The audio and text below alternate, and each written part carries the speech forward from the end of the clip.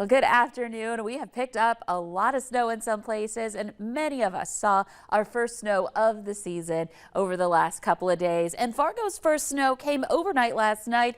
Some snow on the pumpkins here, a tale of two seasons in this photo in Fargo. And we got about an inch of snow in the FM Metro. You can see on the windshield of this vehicle here that snow that built up on some of those colder vehicles. And it was a bear to try to scrape that off as we saw some melting, and then it froze over as temperatures started to go below freezing overnight. So that was for the Fargo area. We saw areas of the valley get into that double-digit range. Devil's Lake, we did get a report from there just north of town of 11 inches of snow. So there's an update for Devil's Lake. Harvey had the peak number at 14 inches of snow. Other places saw more than a half a foot. The Golden Lake area, Cavalier, back over to Larimore and Laverne had more than 8 inches of snow in those spots. And then looking into Grand Forks, we had 6 inches as our highest report there. And over into places in Minnesota, War Road over to the east, 5 inches of snow in that area. Again, Fargo-Moore had about an inch. Crookston, 3 inches of snow. So big difference even between Grand Forks and Crookston. And that's a result of that rain-snow line that really delineated where we saw a lot of snow and places where we just didn't see as much. Grand Forks, still, it's snowing there. You can see the flakes flying in our view on our sky cam.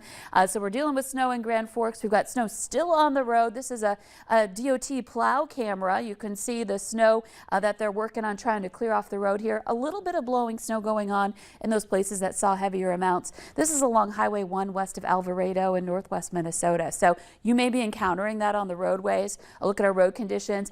Much of eastern North Dakota in the blue and pink here, indicating patchy snow and ice or continuous snow and ice. And there are some pockets in northwest Minnesota experiencing that as well. So still not so nice on the roadways, and we're adding a little snow to the mix still. A lot of places in the south are quieted down, but we do have spots closer to that departing low where we're seeing that snowfall. We saw that on our sky cam just a moment ago in Grand Forks, and you're kind of right in the heart of things there in the Grand Cities. And as we take a look at conditions heading into the afternoon hours today, we will see our chances for snow start to wind down, but it may not even be until later tonight that some of us are finally completely done with this. Visibility will be down where the snow is falling. You can see Grand Forks visibility is at 1.5 miles right now. So something to keep in mind. Keep those headlights and taillights on as you're driving down the road. Winds are also strong, especially in the south. We've got some gusts into the 20s to 30 miles per hour still. So that's going to create some issues for you too. With temperatures that are below freezing in most areas, Fargo's at 29, 27 in Grand Forks.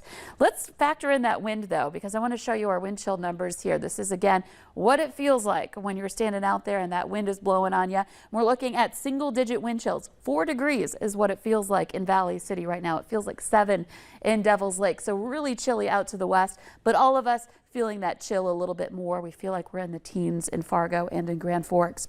So in your planner, we expect to have some of those snow showers making their way through still today and heading into tonight. Lake waters, those big lakes, still very warm, still open. There's the potential with the wind blowing over them. Might see a little lake effect snow in the coming days, downwind from the lakes. And heading into the late night hours, you can see we're clearing things out more and more. And we'll have temperatures tomorrow morning dipping back into the teens and 20s for more areas. So it's going to be a cold start to the weekend, and we'll just keep that going. We can expect to see temperatures staying in those low 30s for high temperatures this weekend, and that carries all the way into your holiday on Halloween on Tuesday. So some cold trick-or-treating out there before we start warming back up by the end of the week. Yeah, it's kind of an understatement on cold trick-or-treating. That's very cold trick-or-treating.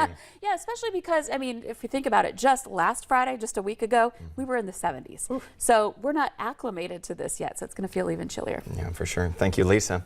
Coming up, experts say it's important to properly dispose of medicine that you don't need. We'll have some tips on how you can do it up next.